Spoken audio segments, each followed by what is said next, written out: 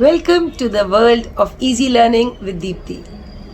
आज चलते हैं जंगल की ओर, जहाँ देखें जंगल के जंगली जानवर किस तरह से अपना जीवन यापन करते हैं। और ये तो बात सही है कि हमें उसे सीख भी ज़रूर मिलेगी। चलिए, let us go to the world of जंगल।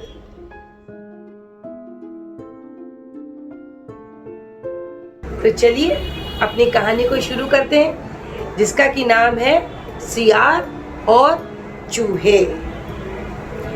अब जो वो सियार था वो उस जंगल में रहता था, बहुत समय से रह रहा था। रहते रहते अब वो बूढ़ा हो चला। अब जिस भी किसी शिकार के पीछे वो जाए तो सारे के सारे जानवर उससे पहले ही भाग जाए और वो उनको खा ना पाए।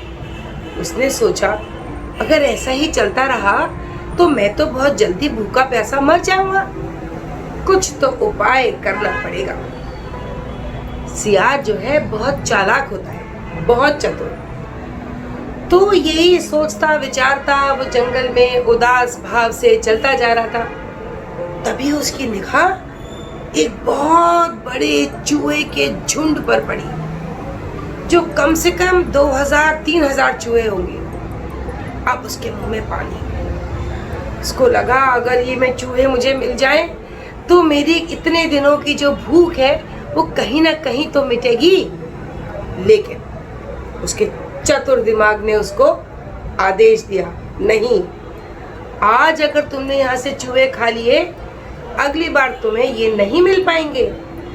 इसके लिए क्या करना चाहिए? इसके लिए ये करो कि देखो कि ये कहाँ जा रहे हैं, वेयर आर दे गोइंग। अब जो जैकल था, जो सियार था, वो उन चूहों के पीछे पीछे पीछे पीछे चलता गया और उसने देखा कि एक बड़े से होल में वो चूहे सारे घुस गए। वो समझ गया। उसने कहा, अच्छा तो ये है चूहों का ठिकाना, ठीक है। अब उसने अपनी चतुराई चलाई। अगले दिन सुबह वो सियार के तो 4 पैर होते हैं, वो 2 पैरों पे खड़ा हो गया, ऐसे हाथ करके, ऐसे मुंह फाड़ के। अब जैसे सारे चूहे निकले, उन्होंने देखा सियार, ओहो भागो, सब अंदर भागे। पर उन्होंने थोड़ी देर बाद झांक के देखा, वो सियार फिर भी वैसे ही खड़ा। तो वो सोचने लगे कि आखिर बात क्या है, Why is he standing like this? एक जैकल अगर चूहे के बिल के पास हो, चूहे के होल के पास हो और वहां पर वो कुछ करे ना, कुछ तो गड़बड़ है। तो राजा जो था चूहों का, वो निकल के आया। उसने कहा, क्यों भाई मिस्टर सियार, तुम यहाँ हमारे घर के बिल के सामने 2 पैरों पर क्यों खड़े हो? उसने कहा, अरे मैं तो बूढ़ा हो गया हूँ, मैं सोचता हूँ कि मैं अपना बोझ इस धरती पर क्यों दूं, इसीलिए ताकि ये जो प्लैनेट अर्थ है ये कहीं क्रम्बल ना कर जाए, कहीं ये खत्म ना हो जाए। मैं अपना वजन इसके ऊपर नहीं डाल रहा, इसीलिए मैं 2 पैर पे खड़ा हूँ। चूहा सोचने लगा, अच्छा ऐसी बात है, चलो मान लिया, पर तुम मुंह खोल के क्यों खड़े हो? Because when jackal is opening his mouth, the life of the rats is in danger. तो उसने कहा, लेकिन मुंह खोलने का क्या मतलब है? उसने कहा कि अब तो मेरा आखिरी समय है, धरती पे मैं बोझ नहीं बनना चाहता।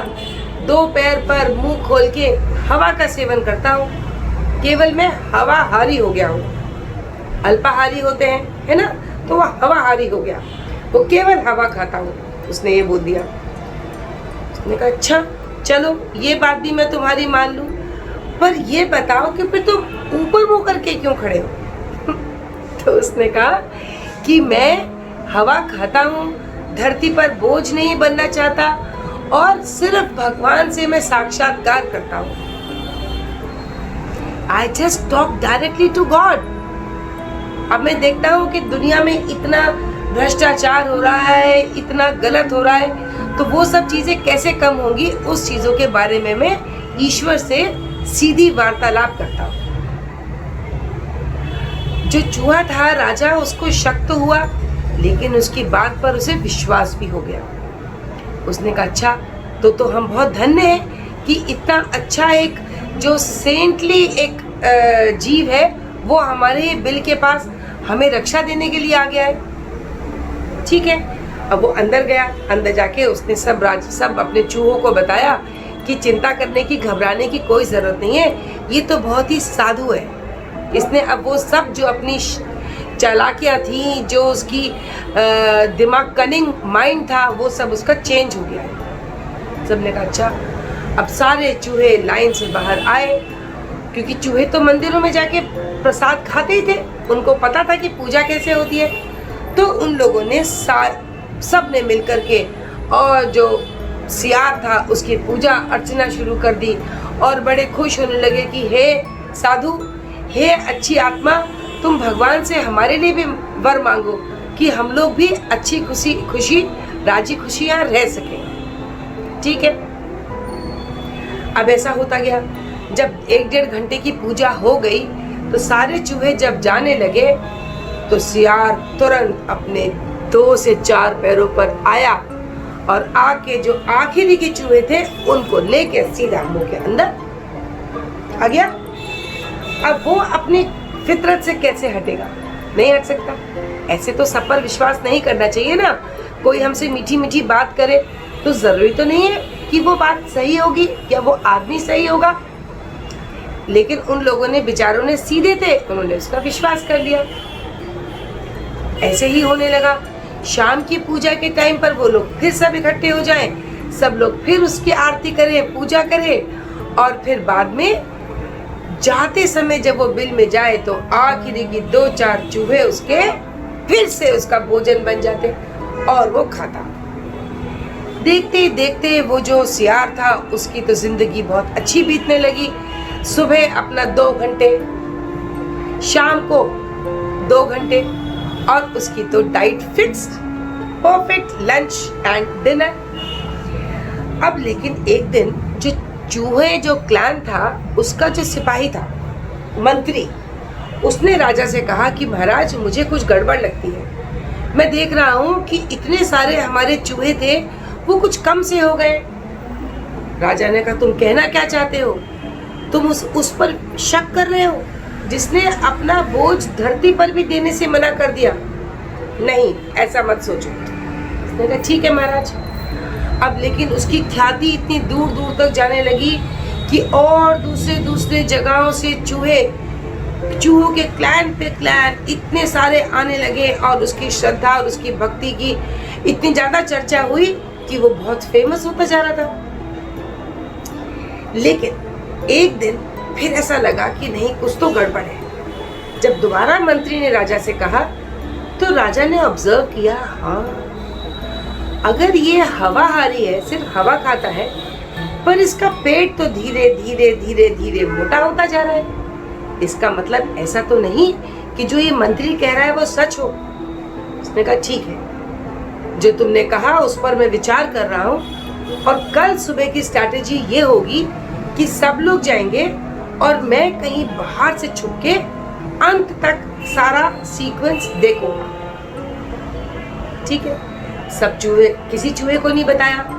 सब पहुंचे, सब ने खूब भजन कीर्तन करा, नाचे कूदे और भगवान का आशीर्वाद लेने की सोच रहे हैं उससे। वो तो पाखंडी था। तो सब चले गए।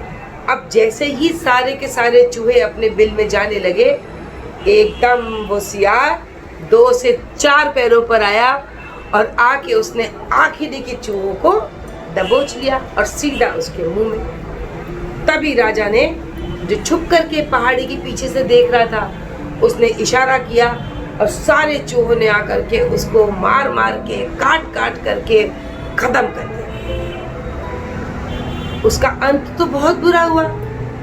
अब आप ये सोचिए कि इस कहानी से हमें क्या सीख मिली? सोचिए। तो मित्रों, इस कहानी से हमें क्या शिक्षा मिली?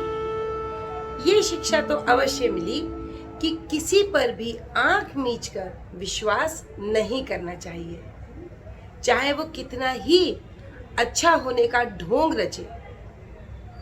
जब तक आप उसको ठोक बजाकर इस बात का विश्वास न कर लें कि जो ये कह रहा है वो सही कह रहा है और असल मायने में उसमें परिवर्तन हुआ है, तब तक अगर विश्वास करेंगे तो धोखा हमें ही मिलेगा। अगली बार फिर किसी और नई कहानी के साथ मुलाकात होगी। तब तक नमस्कार।